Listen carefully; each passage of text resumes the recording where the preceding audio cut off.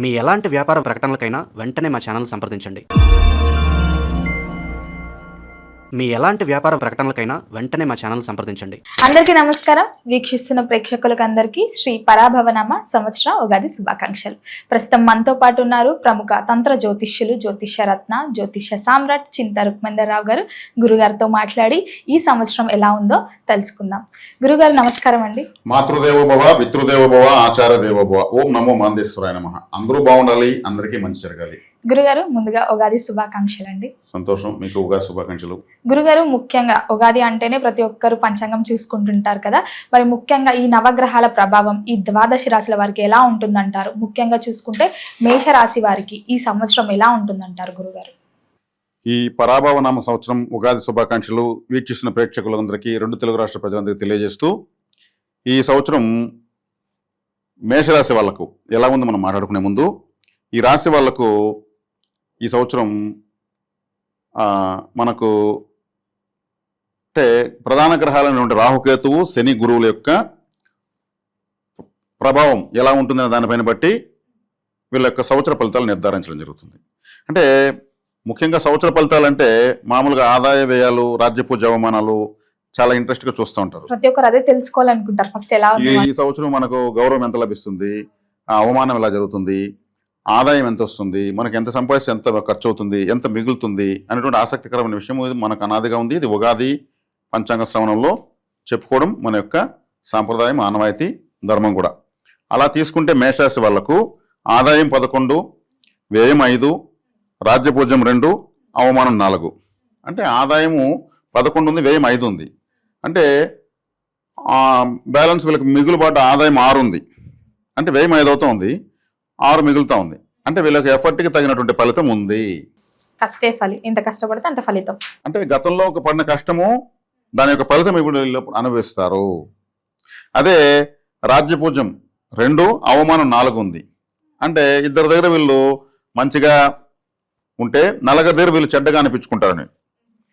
దీంట్లో తప్పేం లేదు, ఎందుకంటే వీళ్ళకి మిగులుబాటు ఎక్కువ ఉన్నప్పుడు చెడ్డ వాళ్ళు ఎక్కువైపోతారు, అంతే కదా. ఎవరన్నా ఇప్పుడు జనాలు ఎట్లా ఉన్నారంటే, ఎవరన్నా మన కూడా ఉండే వాళ్ళు బాగుండాలని కోరుకున్న ఎంతమంది ఉన్నారు? చాలా తక్కువ ఉన్నారు ఇప్పట్లో. సడన్ గా ఎవరన్నా డెవలప్ అయ్యారంటే కుళ్ళుకుంటారు. కాబట్టి ఇది కూడా వీళ్ళకి ప్లస్సే. ఇక్కడ మిగిలిన రాజ్యపూజ అవమానం అంటే తనంటే గిట్టని వాళ్ళు ఎక్కువ అవుతున్నారంటే అభివృద్ధి చూసే వారం వాళ్ళ కలియుగ ధర్మం ప్రకారం ఉన్నారని అర్థము. కాబట్టి ఇది వీళ్ళు నెగిటివ్గా తీసుకోవాల్సిన అవసరం లేదు.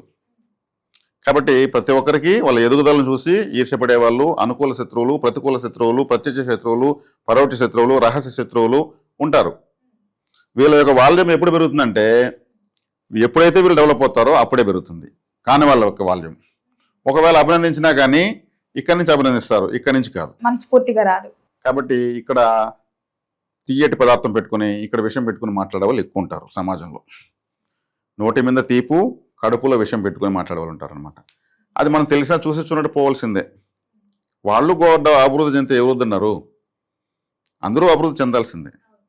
కాబట్టి వీళ్ళకు ఆదాయ వ్యయాలు, రాజ్యపూజ అవమానాలు చాలా చక్కగా ఉన్నాయి. అదేవిధంగా వీళ్ళకు ఈ మేషరాశి వాళ్ళకు ప్రధాన గ్రహాలైనటువంటి శనేశ్వరుడు వీళ్ళకు మీనరాశిలో 1000 స్థానంలో సంచరిస్తున్నాడు. ఆ మీనరాశిలో సంచరిస్తున్న శనేశ్వరుడు వీళ్ళకు జూలై 26 తర్వాత వక్రగతి పొందుతున్నాడు. జూలై 26 వరకు సవ్య దిశలో వెళ్తూ వెనక్కి రివర్స్ అవుతాడు. అదేవిధంగా జూన్ 1 నుంచి గురువు కర్కాటక రాశిలోకి రాశి మార్పు చెందుతున్నాడు. డిసెంబర్ 6 నుంచి రాహుకేతువులు 9, 10, 4 స్థానాలకు వస్తారు. రాహు 10వ ఇంటికి వస్తాడు, కేతు 4వ స్థానానికి వస్తాడు. అంటే ప్రధాన గ్రహాల మార్పు ఇవి. ఇక తక్కిన గ్రహాలైనటువంటి రవి, కుజ, బుధ, శుక్ర గ్రహాలు, రవి గ్రహం మే 14 నుంచి సెప్టెంబర్ 17 వరకు సింహరాశి మొదలు మేషం నుంచి సింహరాశి వరకు సంచరిస్తాడు. అంటే మే 14 నుండి మేషంలో ఉంచి సెప్టెంబర్ 17 వరకు సింహరాశి వరకు ప్రయాణిస్తాడు. అంటే వీళ్ళ రాశిలో నుంచి సింహం వరకు ప్రయాణిస్తాడు. అంటే ప్రథమార్థం 6 months. మనము సంవత్సరాన్ని 2 భాగాలు చేసుకుంటే ప్రథమార్థం, ద్వితీయార్థం అనేది ప్రధానంగా మనం చెప్దాం. ఒక క్లారిటీ వస్తుంది, పార్ట్ 1, పార్ట్ 2 అన్నట్లు. కాబట్టి ఈ ప్రథమార్థంలో రవిగ్రహము మే 14 నుంచి సెప్టెంబర్ 17 వరకు మేషం నుంచి సింహం వరకు ప్రయాణిస్తాడు. అదే కుజుడు వచ్చే కాడికి ఏప్రిల్ 2వ తారీఖు నుంచి, అంటే ఏప్రిల్ 2 నుంచి ఆగస్టు వరకు ఈయన అంటే ఏప్రిల్ నుంచి మనకు అంటే మిథునం వరకు ప్రయాణిస్తాడు. వీళ్ళ రాశి నుంచి 3వ రాశి వరకు ప్రయాణిస్తాడు. రాష్ట్రాధిపతి అయినటువంటి కుజుడు. బుధుడు ఏప్రిల్ 10 నుంచి ఆగస్టు 22 వరకు మేషం నుంచి సింహం వరకు ప్రయాణిస్తాడు. అంటే రవిగ్రహం కూడా తిరుగుతూ ఉంటాడు ఈయన. ఇప్పుడు మనకు ఇండియా మ్యాప్ చూస్తే శ్రీలంక ఆటోమేటిక్గా ఉంటుంది. మామూలుగా ఈ బిట్ పేపర్ మా మ్యాప్ ఇస్తారు పిల్లలకు. శ్రీలంకను కనుక ఇండియాను కనుక శ్రీలంక చూసేస్తారు, ఆటోమేటిక్ కనుక్కోవచ్చు. ప్రపంచంలో అది సులభం. రవిగ్రహం ఉంటే కూడా బుధుడు ఉన్నానే ఉంటాడు, ఆయనతో పాటే అది సమీపంగా ప్రయాణిస్తూ ఉంటాడు కాబట్టి. అదేవిధంగా శుక్రుడు మార్చి 26 నుండి మేషం నుంచి ఆగస్టు వరకు తులారాశి వరకు ప్రయాణిస్తాడు. మార్చి 26 నుండి మేషంలో ఉంటూ ఆగస్టు వరకు తులారాశి వరకు ప్రయాణిస్తాడు ప్రథమార్థంలో. ఆ తర్వాత మళ్ళీ వాళ్ళ ద్వితీయార్థంలో అక్కడి నుంచి మళ్ళీ ప్రయాణం మొదలు పెడతాం. ప్రథమార్థం గురించి చెప్పుకుంటున్నాం. తర్వాత రాహుకేతులు చెప్పాం మనం. డిసెంబర్లో వాళ్ళు రాశి మార్పు జరుగుతుంది. ఇలా ఈ రాశి సంచారం ప్రకారం తీసుకుంటే మేషరాశి వాళ్లకు గురువు 3వ ఇంట్లో ఉన్నాడు ఇప్పుడు జూన్ వరకు. ప్రధాన గ్రహము ఈ లగ్నానికి భాగ్యాధిపతి. మేషరాశి వాళ్ళు ఎక్కువగా ఇప్పటి వరకు పెట్టిన ఎఫర్ట్ రిజల్ట్ కావాలంటే జూన్ నుంచి అద్భుతమైన రిజల్ట్ తీసుకుంటారు. జూన్ తర్వాత అంటే 3వ ఇంట్లో ఉన్నాడు ఇప్పుడు గురువు. 3వ ఇంట్లో అంటే ఏమి? 3వ ఇల్లు అంటే ప్రయత్నము, కమ్యూనికేషన్, అనుమానము, అంటే డౌట్. మనకేదైనా డౌట్ వస్తేనే దాన్ని సాల్వ్ చేసుకుంటే నెక్స్ట్ ఇంకో చిన్నపిల్లప్పుడు చాలా మంది ఎక్కువ డౌట్లు వస్తా ఉంటే వాళ్ళు సమాధానం చెప్పలేక అల్లాడుతుంటారు. వీనికి ఇంత వయసులో ఎందుకు ఇన్ని డౌట్లు అని. వాళ్ళే ఇంజనీర్స్ అవుతారు. ఇప్పుడు వీళ్ళు చేసే ప్రయత్నము అంటే డౌట్ ఎందుకు వస్తూ ఉంటుంది? ఏదో పని చేసేటప్పుడు డౌట్ వస్తుంది. ఏమి చేయకపోతే ఏ డౌట్ రాదు కదా. కాబట్టి 3వ ఇంట్లో గురువు ఉన్నాడు. వీళ్ళు ఇప్పుడు పెడుతున్నటువంటి ప్రయత్నము, వీళ్ళు కమ్యూనికేట్ అవుతున్నట్టు వీళ్ళ యొక్క జీవితము, జూన్ నుంచి రిజల్ట్స్. ఈ డౌట్స్ అనే రూట్స్, జూన్ తర్వాత వచ్చే రిజల్ట్స్ ఫ్రూట్స్. అంటే వేర్లు బలంగా ఉంటేనే చెట్టుకి పైన ఫలితాలు వస్తాయి. కాబట్టి వీళ్ళ యొక్క కష్టం ఎక్కడికి పోదు. గురువు ఉచ్చ స్థితిలోకి వస్తున్నాడు. అంటే 4వ ఇంట్లో ఉచ్చ స్థితికి వస్తున్నాడు. అంటే 4వ ఇల్లు ఏది? కర్కాటక రాశి, మాతృస్థానము. అంటే వీళ్ళ స్వగ్రామంలో కీర్తి ప్రతిష్టలు పెరుగుతాయి. అబ్బా వీడు ఇన్ని రోజులు ఎక్కడో వెళ్ళాడు, ఏదో చేశాడు, మొత్తం పైన బాగా సెటిల్ అయ్యాడు. భూ గృహ వాహన యోగము, వస్త్రాలంకార భూషణము, అంటే నగలు, నాణ్యాలు, ఆర్నమెంట్స్, మంచి వాచ్, మంచి మొబైలు. ఇవన్నీ కూడా ఇప్పుడు మొబైల్ కూడా ఎంత ఎక్కువ కాస్ట్లో ఉంటే అంత స్టేటస్ తెలియజేస్తుంది. మంచి మొబైల్, అప్డేటెడ్ మొబైల్ తీస్తారు. ఇట్లంతా ఉంటుంది అనమాట. డబ్బులు వచ్చినాక అదే స్థాయిలో తీసుకోగలదు. గురువు ధనకారకుడు, ఆయన ఉచ్చ స్థితిలోకి వెళ్తున్నాడు. ధనకారకుడు అన్నప్పుడు ఏముంది? డబ్బులు ఇస్తాడు. 4వ ఇల్లు సహజంగా గోచారంలో గురువు 4 ఇంటి ఉంటే ఫలితము పెద్దగా ఇవ్వడు అని అంటూ ఉంటారు. కానీ ఈ రాశికి భాగ్యాధిపతి, కోణాధిపతి కేంద్రం పడుతున్నాడు. కాబట్టి 4వ ఇల్లు ఏం చేస్తుంది? సొంత ఊరు తెలియజేస్తుంది, బంధువులు తెలియజేస్తుంది, సొంత ఇల్లు తెలియజేస్తుంది, వాహనము, మంచి పేరు అన్ని ఆటోమేటిక్గా వస్తాయి. కాబట్టి ఇక్కడ వీళ్ళకు జూన్ తర్వాత గురు బలము, వీళ్ళు చేస్తున్న ప్రయత్నాలన్నీ సక్సెస్ అవుతున్నాయి. ఇప్పటికే ఒక కొలిక్కి వచ్చుంటాయి. ఇప్పటికే వాటిని అమల్లోకి తీసుకొచ్చి దాని రిజల్ట్ ఫలితం తీసుకోవాలంటే అప్పుడు వీళ్ళకి ఏమవుతుంది? వీళ్ళకి స్టేటస్ వచ్చినప్పుడు అవివాహితులకు వివాహం అవుతుంది. ఆ అమ్మాయి బాగా చదువుకునింది, మంచి జాబ్ వచ్చింది, మంచి కంపెనీలు వచ్చింది, స్టార్టింగ్ శాలరీనే ఎంత ఉంది, అమ్మాయికి కంపెనీ కారు ప్రొవైడ్ చేసింది, ఇట్లాంటివన్నీ చూస్తారు. అదే అబ్బాయి అయితే ఆ అబ్బాయి బాగా సెటిల్ అయ్యాడు, మంచి స్థితిలో ఉన్నాడు. ఇట్లా అదే 4వ స్థానము మాతృస్థానము అని చెప్పాను నేను. అంటే వివాహం చేసుకున్న వాళ్లకు సంతాన యోగం ఉంది. గురువు సంతానకారకుడు, సత్సంతానము. గురువు బలంగా ఉన్నప్పుడు పుట్టిన పిల్లలు మంచి యోగ జాతకులు పుడతారు. ఈ కర్కాటక రాశిలోనే పుష్యమి నక్షత్రం ఉంది. కర్కాటక రాశి మాతృస్థానం అని చెప్పాను. అక్కడ పుష్యమి నక్షత్రంలో గురువు ఉచ్చస్థితి పొందుతాడు. పుష్యమి నక్షత్రం అంటే ఏమంటే తల్లి యొక్క గర్భాశయము, తల్లి యొక్క గర్భాశయం. అందుకే అది గురువు సంతానకారుడు, అక్కడ ఉచ్చస్థితి పట్టేది. అంటే ఇక్కడ సంతాన యోగం ఉంది వివాహం చేసుకున్న వాళ్ళకు. అంటే చేసుకుని దీర్ఘకాలికంగా సంతానం లేని వాళ్ళకు కూడా సంతాన ప్రాప్తి ఉంది. మరి ఆల్రెడీ సంతానం పుట్టిపోయినా కానీ మాకు సంతాన యోగం మాకు ఎలా ఉంటుందంటే మీ పిల్లలు మంచి ఉద్యోగాలు కావచ్చు, మంచి ప్రమోషన్లు కావచ్చు, మీ పిల్లలకి ఏదైనా మంచి జరుగుతుందని అర్థం. ఇది సంతాన యోగం. అంటే పిల్లలే పుడతారని కాదు, అది పిల్లలు పుట్టిన వాళ్ళ పిల్లలు కూడా మంచి స్థాయికి వస్తారని. శుభగ్రహాలు ఎలా ఫలితం ఇస్తాయి, ఏ కేటగిరీలో ఏ స్టేటస్ ఉన్న వాళ్ళకి ఏమి ఇవ్వాలో ఇస్తాయన్నమాట. కాబట్టి జూన్ తర్వాత ద్వితీయార్థంలో గురుబలం సంపూర్ణంగా వెలుకుంది. అది ఎప్పటి వరకు ఉంది? తర్వాత సింహరాశిలోకి వెళ్తాడు ఆ మరుస సంవత్సరంలో. కాబట్టి ఈ సింహరాశిలో వెళ్ళాలంటే అంటే కంటిన్యూగా వీళ్ళకు 1.5 సంవత్సరం గురుబలం ఉంది. 1.5 సంవత్సరం. కాబట్టి మంచి బెనిఫిట్ కదా వీళ్ళకు, మేషరాశి వాళ్ళకు. ఈ మేషరాశిలో ఉద్యోగ ప్రయత్నాలు చేస్తున్నటువంటి వాళ్ళకు. భాగ్యాధిపతి ఉచ్చస్థితి పట్టాడు కాబట్టి ఉద్యోగాలు వస్తాయి. వ్యవసాయదారులకు కర్కాటక రాశి జలరాశి, అక్కడ శని నక్షత్రం ఉంది. పుష్యమి, పుష్యమి అంటే శనేశ్వరుడిది. శని వ్యవసాయ కర్షక కార్మికుల వర్గాలకు, వ్యవసాయదారులకు బాగుంటుంది. చంద్రుడు జలకారకుడు, వాళ్ళకంతా సమృద్ధిగా పంటలు పండడము. ఇప్పుడు రైస్ అంటే చంద్రుడే. మనకు పంట అంటే ముందు బియ్యమే గుర్తొస్తుంది, అన్నమే ఆహారమే గుర్తొస్తుంది. ఇవన్నీ బాగా ఉంటాయన్నమాట. అదేవిధంగా ఇక తీసుకుంటే రాజకీయ నాయకులకు ద్వితీయార్థం బాగుంటుంది. ద్వితీయార్థం ఎందుకు బాగుంటుందంటే మేషరాశికి 10వ ఇంట్లో రాహువు, 4వ ఇంట్లోకి కేతు వస్తున్నారు. పదవీలు అంటే రాజ్యము అంటే రాజకీయ వ్యవహారము అంటే ఒక పదవి అని అర్థం. పదవి వస్తానంటే ఒక పదవి. అక్కడ రాహువులు అంటే కంపల్సరీ పదవినిస్తాడు. వీళ్ళకు ఒక నామినేటెడ్ పదవి, లేదు వాళ్ళ పార్టీల గుర్తింపు, లేదు వాళ్ళ పార్టీల ద్వారా ఆదాయము, ఇట్లా ఎదురు చూస్తున్నటువంటి రాజకీయ గుర్తింపు ఖచ్చితంగా వస్తుంది. రాహువు యాంప్లిఫైయింగ్ ప్లానెట్, అంటే అభివృద్ధి చేసేదంటే విపరీతంగా అభివృద్ధి చేస్తాడు అనమాట.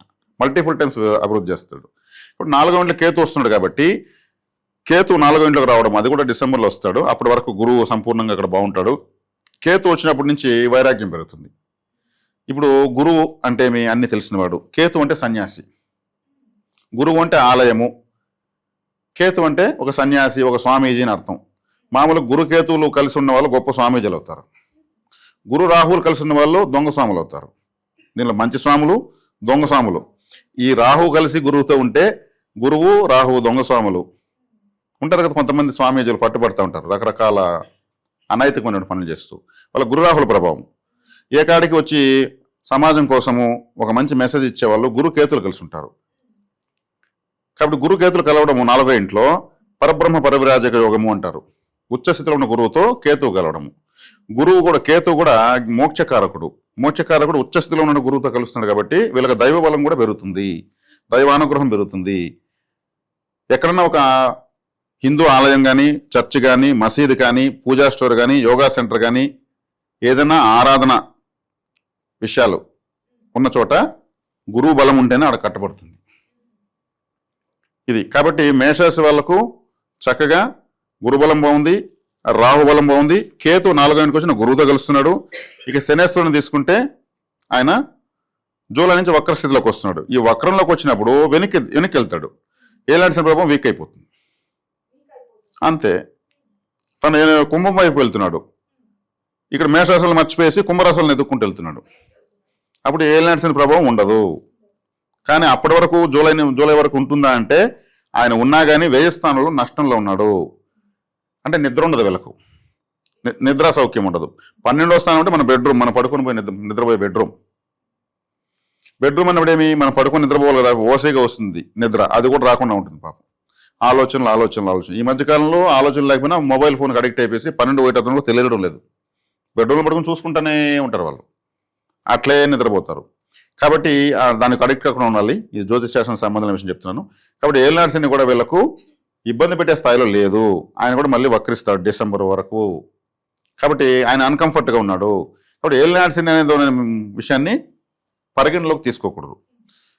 కాబట్టి ఈ గ్రహాలు ఇప్పుడు నేను చెప్పాను కదా, రవి, శుక్ర, ఈ గ్రహాలని కూడా ఈ ప్రధాన గ్రహాలను అనుసరించుకుని ఫలితాలు ఇస్తాయి.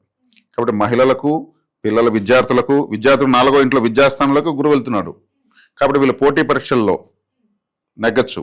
3వ ఇంట్లో గురువు ఉన్నాడు. 3వ ఇల్లు అంటేనే కమ్యూనికేషన్, అంటే పోటీ పడడము, సామర్థ్యము, తెలుసుకోవడం డౌట్లు రావడము, ఇదంతా ఉందన్నమాట. 3వ స్థానం మామూలుగా అది మంచి స్థానం కాదు, కేంద్రము కాదు, కోణము కాదు అంటారు. కానీ అక్కడ శుభగ్రహం ఉంటే చేసే ప్రయత్నాలు ఎఫర్ట్ బాగా పెడతారని అర్థం. ఇప్పుడు ఒక ఎగ్జామ్ ఎప్పుడో ఉంటుంది సంవత్సరం తర్వాత, ఇప్పుడు పెట్టాల్సినంత ప్రయత్నమే కదా, ప్రాక్టీసే కదా. ఈ ప్రాక్టీసు ఎగ్జామ్లో మంచి రిజల్ట్ ఇస్తుంది. ఇప్పుడు గురువు అట్లే ఇస్తాడు ఫలితం. కాబట్టి గ్రహాలు ఎక్కడన్నా ఉన్నాయి అక్కడ ఒక శుభం కూడా ఉంటుంది. 8వ స్థానమైనా అక్కడ ఒక శుభం ఉంటుంది. ఆ 8వ స్థానానికి కావాలని ఎఫర్ట్ పెట్టించి వాళ్ళకు మళ్ళీ రిజల్ట్ ఇస్తుంది. ఇలా ప్రయత్నించిన అలా ఏదీ కాదు, గ్రహాలు కూడా అలాగే ఇస్తాయి. గురుగారు, ముఖ్యంగా చూసుకుంటే మరి ఈ సంవత్సరం అంతా మొదటి 6 నెలలు ఎలా ఉంటుందంటారు వీళ్ళకి? మొదటి 6 నెలలు సాధారణంగా ఉంటుంది. 2వ 6 నెలలు చాలా అద్భుతంగా ఉంటుంది. ఎందుకంటే ప్రథమార్థంలో రాహు బాగానే ఉన్నాడు. ప్రథమార్థంలో ఏదైనా ఉంది వీళ్ళకి గొప్పగా అంటే రాహువే. ప్రధాన గ్రహాల్లో. ద్వితీయార్థంలో రాహువు మారుతున్నాడు, శని వక్రిస్తున్నాడు, గురువు 4 గంటల ఉచ్చస్థితి పొందుతున్నాడు. ప్రథమార్థం వీళ్ళకు నేను చెప్తున్నట్టు ప్రయత్నాలు, కమ్యూనికేషన్ బాగా ఉంటుంది. వీళ్ళకి కావాల్సిన డెవలప్మెంట్ కావాల్సినటువంటి ఫౌండేషన్ బాగా వేసుకుంటారు వీళ్ళు. ఇది జరిగితేనే ఎక్కడ కానీ ఏదైనా అయ్యేది. మళ్ళీ వీళ్ళ ప్రయత్నానికి మించినట్టు అవకాశము అంటే చేసిన దానికి గుర్తింపు, దాని ఫలితము పొందేది జూన్ తర్వాత పొందుతారు. చాలా చక్కగా ఉంటుంది. నేను చెప్పినట్టు వివిధ అన్ని వర్గాల వాళ్ళకు బాగుంటుంది. వ్యవసాయదారులకు, వ్యాపారస్తులకు, రాజకీయ నాయకులకు, అవివాహితులకు, సంతాన ప్రయత్నం చేసే వాళ్ళకు, విదేశీ ప్రయత్నాలు చేసే వాళ్ళకు కూడా శని వక్రించింది మూలకొని వాళ్ళ ఫలితాలు నెరవేరుతాయి. గురుగారు, ముఖ్యంగా మరి కొత్త ఏడాది చాలా మంది కొత్తగా బిజినెస్ స్టార్ట్ చేద్దాం, ఓన్ గా బిజినెస్ స్టార్ట్ చేద్దాం అంటుంటారు కదా. మరి ఈ మేష రాశి వారికి ఈ సంవత్సరంలో కలిసి వస్తుందంటారా బిజినెస్ చేస్తే? వీళ్ళు వ్యాపారం ప్రారంభించుకున్నా కానీ జూన్ తర్వాతే గ్రోత్ వస్తుంది. అప్పటి వరకు వీళ్ళకి ఏ వ్యాపారం బాగుంటుంది అంటారు మేషరాశి వారికి? మేషరాశి వాళ్ళకు వ్యాపారం అంటే వీళ్ళు సహజంగా నిలకడ తక్కువ. వీళ్ళకు ఫస్ట్ వ్యాపారం చేయాలంటే స్టాండర్డ్స్ కావాలి. స్టాండర్డ్స్ తక్కువ వీళ్ళకు. అంటే నాలెడ్జ్ ఉండాలంటారా? నాలెడ్జ్ వీళ్ళకున్న నాలెడ్జ్ ఎవరికి ఉండదు. వీళ్ళకి సమస్య అంటే టాలెంట్ ఎక్కువైపోయి అదే పెద్ద సమస్యగా ఉంటుంది, నాలెడ్జ్ ఎక్కువైపోయి అదే సమస్యగా ఉంటుంది. ఇప్పుడు ఏ నాలెడ్జ్ వాళ్ళు ఏం చేస్తారు, మనకేం తెలియదు, మన ఈ చెట్టు కింద ఒక చిన్న షాప్ పెట్టుకొని ఉండిపోవాలనేసి గమ్మున ఉంటారు. ఆ చెట్టు కిందనే వాళ్ళు ఇండ్లు కడతారు, పెన్నులు చేస్తారు, బ్యాంక్ బ్యాలెన్స్లు, బంగారు కొంటారు. 20 సంవత్సరాల పాటు ఆ చెట్టు కింద మొత్తం జీవితాన్ని తయారు చేసుకుంటారు. వేరే నాకు ఇది తప్పితే వేరే తెలియదు అంటారు. వీళ్ళకి నాలెడ్జ్ ఎక్కువ, టాలెంట్ ఎక్కువ. వీళ్ళు మేషరాశి వాళ్ళు ఎలా ఆలోచిస్తారంటే మొత్తం తెలుసు వీళ్ళకి, కానీ అన్నీ తెలుసు అనుకుంటారు. కానీ వీళ్ళకి తెలియదంటూ ఇంకా చాలా ఉందని తెలుసుకుంటారు. అప్పుడు మనకేం తెలియదని వీళ్ళు ఆలోచిస్తారు. అరే మనకు అన్నీ తెలుసు, మనకు తెలియని చాలా ఉంది, అప్పుడు కొంచెం అట్లా భయపడతారు. కానీ తెలియని దాన్ని కూడా తెలుసుకోగలుగుతారు. అంటే మేషం అంటే తల, యాక్చువల్గా ఆలోచన తలతోనే కదా. కాబట్టి వీళ్ళకి అన్ని ఆలోచనలు వస్తుంటాయి. వీళ్ళకి అవసరం లేనిదే ఎక్కువ ఆలోచిస్తారు, వీళ్ళకి అవసరం లేదనికన్నా అవసరం లేదు ఎక్కువ ఆలోచిస్తారు. అప్పుడు ఏమవుతుంది, ఒకదానిపైన స్థిరంగా ఉండలేకపోవడమే వీళ్ళకి పెద్ద మైనస్సు. అన్నిటి గురించి ఆలోచించడం వల్ల వీళ్ళు అసలైన చేయలేకపోవడానికి అవకాశం ఎక్కువ ఉంటుంది. కాబట్టి వీళ్ళు ఆ స్థిరత్వాన్ని సంపాదించుకోవాలి. ఆ స్థిరత్వం సాధించారంటే వీళ్ళ టాలెంట్కి ఈజీగా బతికిపోవచ్చు. వీళ్ళు కుటుంబ వాతావరణం ఎలా ఉంటుందంటారు? కుటుంబ వాతావరణము అదే గృహస్థానంలోకి గురువు వెళ్తున్నాడు అని చెప్పాను జూన్ తర్వాత. కాబట్టి కుటుంబ వాతావరణము, ద్వితీయాధిపతి మన శుక్రుడు కూడా వీళ్ళకు మా సంవత్సర ప్రారంభం నుంచి మేషం నుంచి ప్రయాణిస్తున్నాడు. చక్కగానే ఉంది. శుక్రుడు వీలైనంత ఎక్కువగా ఈ శుభ ఫలితాలు ఇచ్చేదానికి ఎక్కువ అవకాశం ఉంటుంది. ఎందుకంటే ఆయన 12వ స్థానంలో, వ్యయ స్థానంలో శుభ ఫలితాలు ఇచ్చేది శుక్రుడు, రాహువే.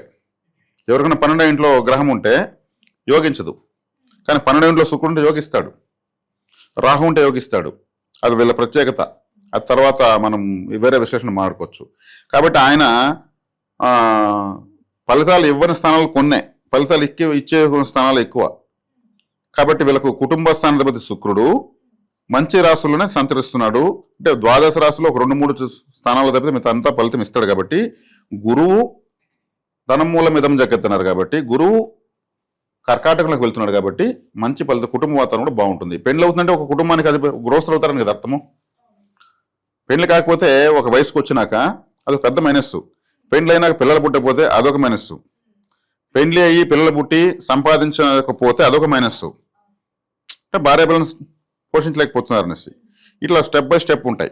ఇప్పుడు చిన్నపిల్లలకి చదువు బాగుంటే చాలు, ఒక యుక్త వయసు వచ్చిన అబ్బాయికి సంపాదన బాగుంటే చాలు, అదే ఒక పెళ్ళైన స్త్రీకి భర్త బాగుంటే చాలు, ముసలి వాళ్ళకు ఓపుకుంటే చాలు. ఆ స్టేజెస్ పోయి ఉంటాయి. మళ్ళీ వాళ్ళ ప్రపంచంతో జయించేయచ్చు. కాబట్టి ఏ వయసులో ఉండాల్సిన సౌకర్యం ఆ వయసులో ఉండటం అన్ని కలుగుతూ వస్తే అది అదృష్టకరమైన జీవితం అవుతుంది. కాబట్టి ఈ మేషరాశి వాళ్ళకు ఈ సంవత్సరం వీళ్ళకు గృహ వాతావరణము, వివాహము, సంతానము, సంతాన అభివృద్ధి, విదేశీ ప్రయాణాలు అన్నీ కూడా బాగున్నాయి. మరీ ముఖ్యంగా శనిగ్రహం వక్రిస్తుందని చెప్పి నేను వ్యక్తిగత జాతకంలో వీళ్ళు పుట్టినప్పుడు శని వక్రంలో ఉంటారు కొంతమందికి, అప్పుడు వక్రంలో పుడతారు. వాళ్ళకి ఇప్పుడు బాగుంటుంది ద్వితీయార్థంలో. ఎందుకంటే శని వాళ్ళు పుట్టినప్పుడు ఎలా ఉన్నాడో అలా వస్తున్నాడు. కాబట్టి శని వక్రించినప్పుడంతా వాళ్ళకి మంచి జరుగుతూ ఉంటుంది. ఇప్పుడు వ్యయస్థానంలో ఉన్నాడు కాబట్టి శని ఏమవుతున్నాడు, నష్టంలో ఉన్నాడు. కాబట్టి తను తీవ్రంగా బాధ పెట్టలేడు. కాబట్టి ఒక నిద్ర సౌఖ్యం మాత్రం ఉండదు. ఇలా ఉంటుంది. గురుగారు, ముఖ్యంగా మరి గృహయోగం, వాహన యోగం ఉందంటారా ఈ సంవత్సరంలో? ఖచ్చితంగా ఉంది. ఇప్పుడు చెప్పాను కదా, ఇంతసేపు గృహయోగం ఉంది, వాహన యోగం ఉంది, విద్యాయోగం ఉంది. వీళ్ళకు స్టేటస్ అయినట్టు ప్రూవ్ చేసుకోగలుగుతారు. ఆరోగ్యపరంగా ఎలా ఉంటుందంటారు? మరి ఎలాంటి జాగ్రత్తలు తీసుకోవచ్చు అంటారు? ఆరోగ్యపరంగా తీసుకుంటే వీళ్ళకు సూర్యుడు ఆరోగ్యం భాస్కర తెచ్చదు. వ్యక్తిగతంగానే వీళ్ళు జనాలకు స్ట్రెంగ్త్ ఎక్కువ ఉంటుంది. వీళ్ళకు బై బర్త్ మేషరాశి వాళ్ళకు స్ట్రెంగ్త్ ఎక్కువ. సూర్య నమస్కారాలు ఎక్కువ చేయాలి. అంటే 5వ ఇంటి వాడు సూర్యుడు. అదేవిధంగా 5వ ఇల్లు అంటేనే కులదేవత ఆరాధన చేసుకోవాలి, వారి వారి కులదేవత కంపల్సరీ ఆరాధించుకోవాలి. కాబట్టి సూర్యుడు ఉన్నప్పుడు వీళ్ళకు మేషం అంటేనే మేషరాశిలో సూర్యుడు వచ్చేస్తే పొందుతాడు. సూర్యుడు అంటే మీ గ్రహరాజు కాబట్టి ధీమా ఎక్కువ. నాకన్నీ తెలుసు, నాకన్నీ నేను చేయగలుగుతాను ధీమా ఎక్కువ సూర్యుడికి. వీళ్ళకి ఆ ధీమా కూడా ఒక్కోసారి దెబ్బతీస్తుంది, ఒకసారి చాలాసార్లు దెబ్బతీస్తుంది. కాబట్టి ఆరోగ్యం ఆటోమేటిక్ వీళ్ళకి బాగుంటుంది. అంటే ఆ ధీమా ఉండకూడదు అంటారా? ఉండకూడదు, కానీ అది మనం చెప్పినా వీళ్ళు దాన్ని పోగొట్టుకోలేరు. అది వీళ్ళ సహజ లక్షణం. గురుగారు, మరి ముఖ్యంగా మేషరాశిలో స్త్రీలు ఉంటారు, పురుషులు ఉంటారు. మరి ఈ సంవత్సరం స్త్రీలకు ఎలా ఉందంటారు, పురుషులకు ఎలా ఉందంటారు? స్త్రీలకు తీసుకుంటే, స్త్రీలకైనా పురుషులకైనా నేను చెప్పిన గ్రహస్థితి సమానమే. 4వ ఇంట్లో గురువు రావడము, ఈ ఆదాయ వ్యయాలు, రాజ్యపు అవమానాలు ఇవన్నీ సమానమే. కాబట్టి ఈ రాశిలో ఉన్న స్త్రీలకు వివాహ విషయము, ఇప్పుడు లేట్ మ్యారేజ్ అంటే అది మైనస్ అయినట్టే కదా, అలా వాళ్ళు డిగ్రేడ్ అయిపోతున్నట్టే కదా. అదే ఇప్పుడు ఉదాహరణకు ఈ రాశిలో పుట్టి పురుషులు కానీ స్త్రీలు కానీ వివాహము అయ్యి వాళ్ళకు విడాకులు అయ్యి రెండో వివాహం ప్రయత్నిస్తూ ఉంటారు. అన్ని రాశుల్లోనే ఉంటారు. వాళ్ళకు కూడా మళ్ళీ పెళ్ళిళ్ళు అవుతాయి. ఎందుకంటే ఈ రాశిలో పుట్టిన వాళ్ళు మేనరకంలో పెళ్లి చేసుకోకూడదు, ప్రేమ వివాహం చేసుకోకూడదు. ఫెయిల్ అయిపోతుంది లైఫ్. అంటే గురుగారు ఈ సంవత్సరమే చేసుకోకూడదా? ఎప్పుడు చేసుకోకూడదు. వీళ్ళకి ఇది జీవిత ఫలం చెప్తున్నాను. కాబట్టి అలా చేసుకున్న వాళ్ళు ఫెయిల్ అవుతారు. ఇంతకుముందు గతంలో వదిలిన ఈ వీడియోకి విశేషమైన స్పందన వచ్చింది. మేషరాశి వాళ్ళకి మేనరకం సెట్ అవ్వదు, ప్రేమ వివాహం సెట్ అవ్వదు. అలా చేసి ఎవరైనా ఇబ్బందులు పడి రెండో వివాహం ప్రయత్నిస్తుంటే ఈ సమయంలో అయిపోతుంది. ఇంకా వాళ్ళకి ఇది కాదు. ఎందుకు కాదంటే వాళ్ళ కష్టాన్ని ఖర్చు పెడేశారు, ఒక హై మెచ్యూర్డ్కి వచ్చారు, జీవితాన్ని ఇంకా కాపాడుకుంటారు. దానికి కావాలన్న గ్రహ సంపత్తి వస్తూ ఉంది. ఇది గురుగారు, మరి ముఖ్యంగా చూసుకుంటే ఈ సంవత్సరం అంతా ఏ దైవాన్ని పూజించమంటారు, ఎలాంటి పరిహారాలు చేసుకోవచ్చు అంటారు? మామూలుగా ప్రతి రాశి వాళ్ళు తమ రాశికి 2వ రాశిని బలపరచాలి. 2వ రాశి అంటే క్యాష్, అంటే డబ్బులు ఉంటే అన్నీ ఉంటాయని అంటారు. కాబట్టి వృషభ రాశి 2వ రాశి. వృషభ రాశి అంటే ఒక ఎద్దు, ఒక పశువు, గోసేవ అధికంగా చేయొచ్చు. శుక్రుడు అధిపతి వృషభ రాశికి. శుక్రుడు స్త్రీ కారకుడు, స్త్రీ దేవత ఆరాధన. ఎవరిని చేయాలి ఆరాధన? లక్ష్మీదేవి ఆరాధన. లక్ష్మీదేవి ఆరాధన చేయాలంటే అమ్మవారు ఎక్కడున్నారు? తిరుచానూరు పద్మావతి అమ్మవారానికి ఎక్కువ వెళ్ళొచ్చు. శ్రీరంగం, తమిళనాడు శ్రీరంగం వెళ్ళొచ్చు. తమ సమీపంలో దగ్గర అమ్మవారి ఆలయం ఉంటే లక్ష్మీదేవి ఆలయానికి వెళ్ళొచ్చు. తరచూ వెళ్తున్న ప్రతి శుక్రవారం వెళ్ళాలి. ఇలా వెళ్తా ఉంటే వీళ్ళకు ఇంకా బాగుంటుంది. గ్రహాలకు అనుకూలంగా వస్తున్నాయి. వీళ్ళు జీవిత పర్యంతము 2వ రాశిని బలపరచాలంటే గోసేవ, లక్ష్మీదేవి ఆరాధన, కనకదార స్తోత్రం ప్రతిరోజు వినొచ్చు. సమీపంలో ఉన్నటువంటి లక్ష్మీదేవి ఆలయానికి వెళ్ళి రావచ్చు శుక్రవారం రోజు మరీ ముఖ్యంగా. ఇలా వెళ్తా ఉంటే ఫైనాన్షియల్గా అడ్జస్ట్మెంట్లు ఇంకా అభివృద్ధి కూడా బాగుంటుంది. గురుగారు, మొత్తం మీద మాకు తెలియని ఎన్నో విషయాలు తెలియజేసినందుకు ధన్యవాదాలు.